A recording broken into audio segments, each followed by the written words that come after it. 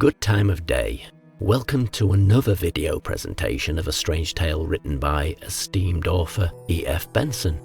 Published for the first time in 1905, Caterpillars is a masterful work of short fiction which encapsulates the essence of its era while hinting at the mysterious and uncanny. Set against the backdrop of the Italian Riviera, E.F. Benson weaves a narrative that delves deep into societal norms and the unexplainable forces that sometimes lurk beneath the surface of the everyday. At the time of its initial publication, the world was undergoing a period of immense change. The early 20th century marked the transition between Victorian values and the modern era, with literature echoing these shifts. E.F. Benson, a skilled craftsman of the written word, captured this transition with remarkable finesse. Born in 1867, Edward Frederick Benson experienced a growing fascination with the supernatural throughout his lifetime. Drawing from his experiences and observations, Benson infused his stories with a unique blend of wit, satire, and an acute understanding of human nature. In Caterpillars, Benson employs his signature storytelling prowess to introduce us to a small cast of characters whose lives are intertwined in unexpected ways. With a touch of the eerie and the enigmatic, the story leaves us pondering the boundaries between the natural and the supernatural, the visible and the hidden. So, dear viewers and listeners, join us as we embark on this audio adventure. Let the evocative prose of E.F. Benson guide you through a tale that continues to disconcert us over a century after its inception. Caterpillars, written by E.F. Benson. I saw a month or two ago in an Italian paper that the Villa Cascana, in which I once stayed, had been pulled down, and that a manufactory of some sort was in process of erection on its site. There is, therefore, no longer any reason for refraining from writing of those things which I myself saw, or imagined I saw, in a certain room and on a certain landing of the villa in question, nor from mentioning the circumstances which followed, which may or may not, according to the opinion of the reader, throw some light on or be somehow connected with this experience. The Villa Cascana was in all ways but one a perfectly delightful house. Yet if it were standing now, nothing in the world, I use the phrase in its literal sense, would induce me to set foot in it again, for I believe it to have been haunted in a very terrible and practical manner. Most ghosts, when all is said and done, do not do much harm. They may perhaps terrify, but the person whom they visit usually gets over their visitation. They may, on the other hand, be entirely friendly and beneficent, but the appearances in the Villa Cascana were not beneficent, and had they made their visit in a very slightly different manner, I do not suppose I should have got over it any more than Arthur Inglis did. The house stood on an ilex-clad hill not far from Sestri de Levante, on the Italian Riviera, looking out over the iridescent blues of that enchanted sea, while behind it rose the pale green chestnut woods that climb up the hillsides till they give place to the pines that, black in contrast with them, crown the slopes. All round it the garden in the luxuriance of mid-spring bloomed and was fragrant, and the scent of magnolia and rose, borne on the salt freshness of the winds from the sea, flowed like a stream through the cool vaulted rooms. On the ground floor, a broad pillared loggia ran round three sides of the house, the top of which formed a balcony for certain rooms of the first floor. The main staircase, broad and of grey marble steps, led up from the hall to the landing outside these rooms, which were three in number, namely 2 big sitting rooms, and a bedroom arranged en suite. The latter was unoccupied, the sitting rooms were in use. From these the main staircase was continued to the second floor, where were situated certain bedrooms, one of which I occupied, while from the other side of the first-floor landing some half-dozen steps led to another suite of rooms, where, at the time, I am speaking of Arthur Inglis, the artist, had his bedroom and studio. Thus, the landing outside my bedroom at the top of the house commanded both the landing of the first floor and also the steps that led to Inglis's rooms. Jim Stanley and his wife, finally, whose guest I was, occupied rooms in another wing of the house, where also were the servants' quarters. I arrived just in time for lunch on a brilliant noon of mid-May. The garden was shouting with colour and fragrance, and not less delightful after my broiling walk up from the marina should have been the coming from the reverberating heat and blaze of the day into the marble coolness of the villa. Only, the reader has my bare word for this and nothing more, the moment I set foot in the house I felt that something was wrong. This feeling, I may say, was quite vague, though very strong, and I remember that when I saw letters waiting for me on the table in the hall, I felt certain that the explanation was here. I was convinced that there was bad news of some sort for me. Yet when I opened them, I found no such explanation of my premonition. My correspondence all reeked of prosperity. Yet this clear miscarriage of a presentiment did not dissipate my uneasiness. In that cool, fragrant house there was something wrong. I am at pains to mention this, because to the general view it may explain that, though I am as a rule so excellent a sleeper that the extinction of my light on getting into bed is apparently contemporaneous with being called on the following morning, I slept very badly on my first night in the Villa Cascana. It may also explain the fact that when I did sleep, if it was indeed in sleep that I saw what I thought I saw, I dreamed in a very vivid and original manner. Original, that is to say, in the sense that something that, as far as I knew, had never previously entered into my consciousness, usurped it then. But since, in addition to this evil premonition, certain words and events occurring during the rest of the day might have suggested something of what I thought happened that night, it will be well to relate them. After lunch, then, I went round the house with Mrs. Stanley, and during our tour she referred, it is true, to the unoccupied bedroom on the first floor, which opened out of the room where we had lunched. "We left that unoccupied," she said, "because Jim and I have a charming bedroom and dressing room, as you saw, in the wing, and if we used it ourselves, we should have to turn the dining room into a dressing room and have our meals downstairs. As it is, however, we have our little flat there. Arthur Inglis has his little flat in the other passage. And I remembered, aren't I extraordinary, that you once said that the higher up you were in a house, the better you were pleased. So I put you at the top of the house instead of giving you that room." It is true that a doubt, vague as my uneasy premonition, crossed my mind at this. I did not see why Mrs. Stanley should have explained all this, if there had not been more to explain. I allow, therefore, that the thought that there was something to explain about the unoccupied bedroom was momentarily present to my mind. The second thing that may have borne on my dream was this. At dinner the conversation turned for a moment on ghosts. Inglis, with the certainty of conviction, expressed his belief that anybody who could possibly believe in the existence of supernatural phenomena was unworthy of the name of an ass. The subject instantly dropped. As far as I can recollect, nothing else occurred or was said that could bear on what follows.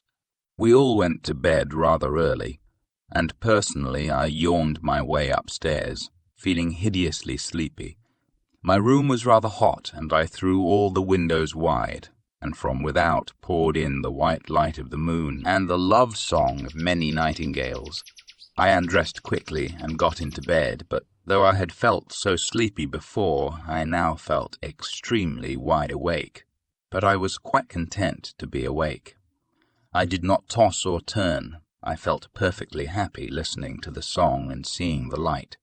Then, it is possible, I may have gone to sleep, and what follows may have been a dream. I thought, anyhow, that after a time the nightingales ceased singing and the moon sank. I thought also that if, for some unexplained reason, I was going to lie awake all night, I might as well read, and I remembered that I had left a book in which I was interested in the dining room on the first floor, so I got out of bed, lit a candle, and went downstairs.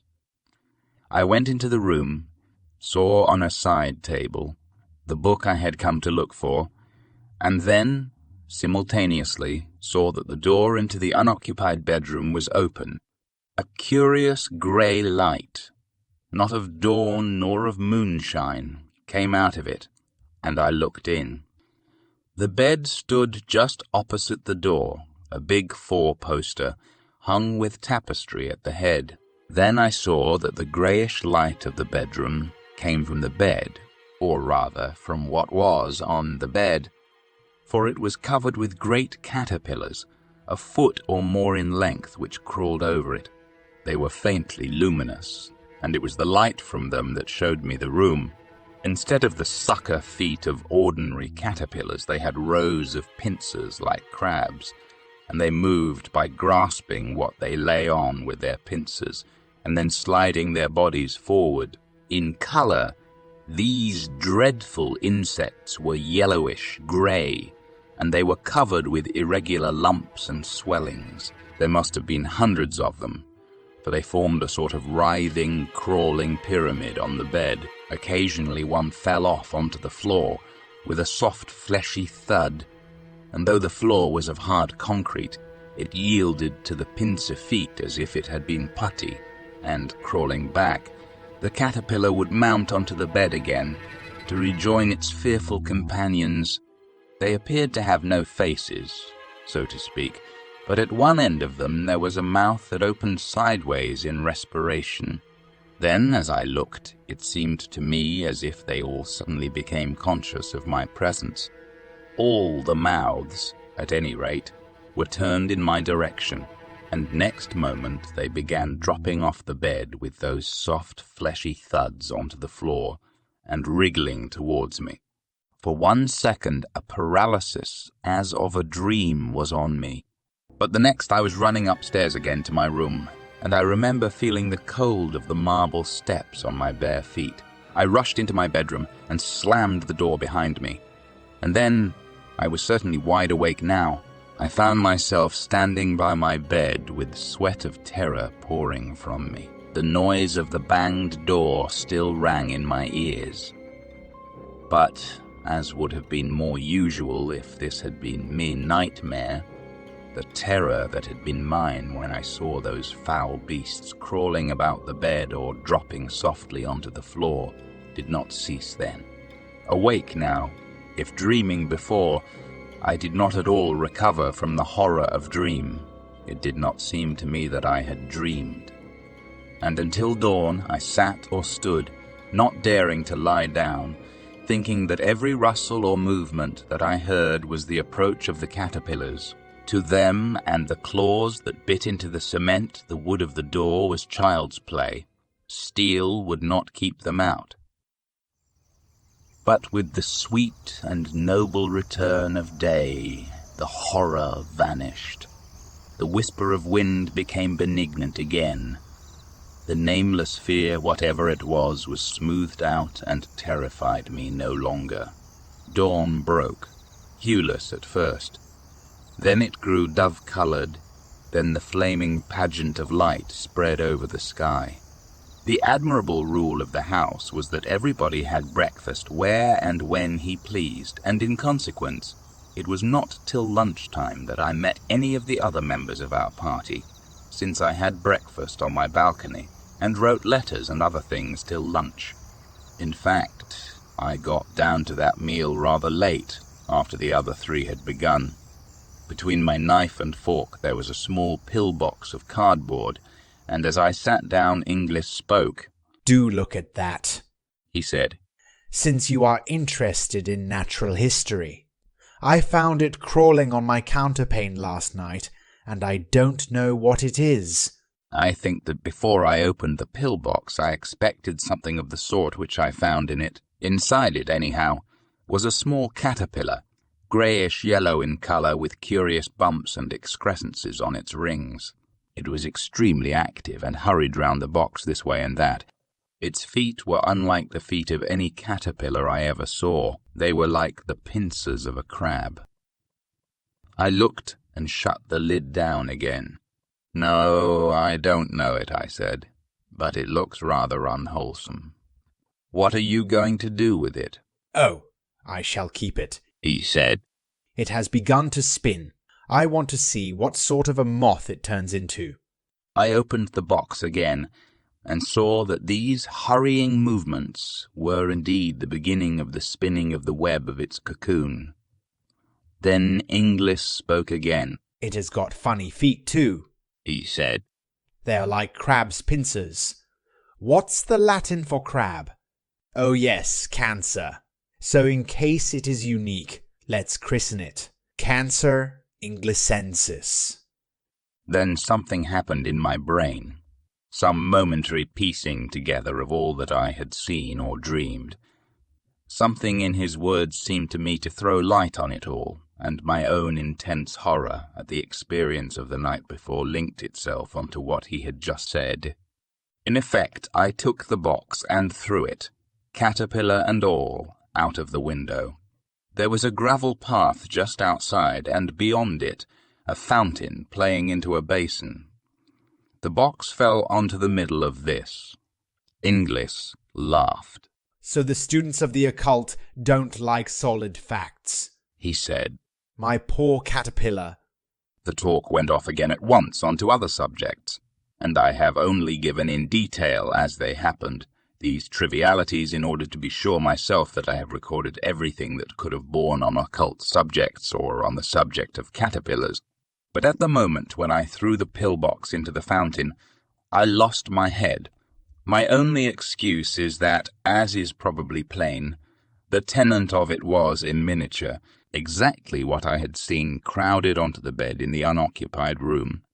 And though this translation of those phantoms into flesh and blood, or whatever it is that caterpillars are made of, ought perhaps to have relieved the horror of the night, as a matter of fact it did nothing of the kind. It only made the crawling pyramid that covered the bed in the unoccupied room more hideously real. After lunch, we spent a lazy hour or two strolling about the garden or sitting in the loggia, and it must have been about 4 o'clock when Stanley and I started off to bathe, down the path that led by the fountain into which I had thrown the pillbox.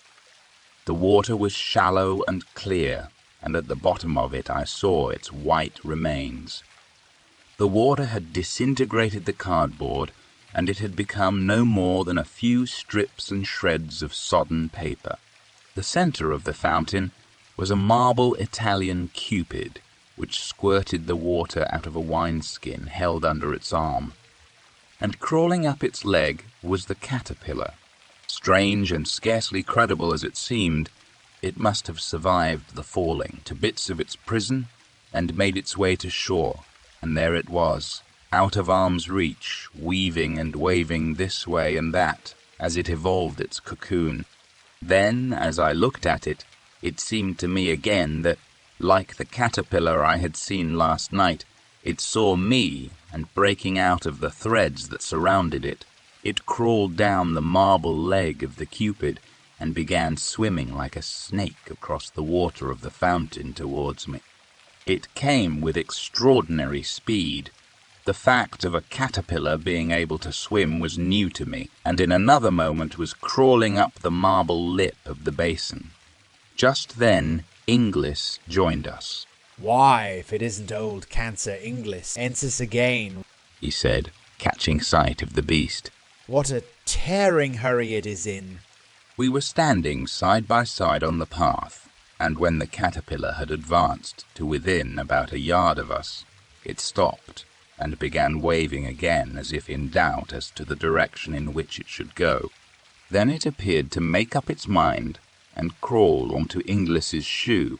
"It likes me best," he said, "but I don't really know that I like it. and as it won't drown, I think perhaps—" He shook it off his shoe onto the gravel path and trod on it. All afternoon the air got heavier and heavier with the sirocco that was without doubt coming up from the south, and that night again I went up to bed feeling very sleepy. But below my drowsiness, so to speak, there was the consciousness, stronger than before, that there was something wrong in the house, that something dangerous was close at hand. But I fell asleep at once, and how long after I do not know. Either woke or dreamed, I awoke feeling that I must get up at once, or I should be too late. Then, dreaming or awake, I lay and fought this fear, telling myself that I was but the prey of my own nerves disordered by sirocco or what not, and at the same time quite clearly knowing in another part of my mind, so to speak, that every moment's delay added to the danger. At last this second feeling became irresistible, and I put on coat and trousers and went out of my room onto the landing. And then I saw that I had already delayed too long, and that I was now too late. The whole of the landing of the first floor below was invisible, under the swarm of caterpillars that crawled there. The folding doors into the sitting room, from which opened the bedroom where I had seen them last night, were shut, but they were squeezing through the cracks of it and dropping one by one through the keyhole, elongating themselves into mere string as they passed, and growing fat and lumpy again on emerging. Some, as if exploring, were nosing about the steps into the passage, at the end of which were English's rooms. Others were crawling on the lowest steps of the staircase that led up to where I stood. The landing, however, was completely covered with them. I was cut off, and of the frozen horror that seized me when I saw that, I can give no idea in words.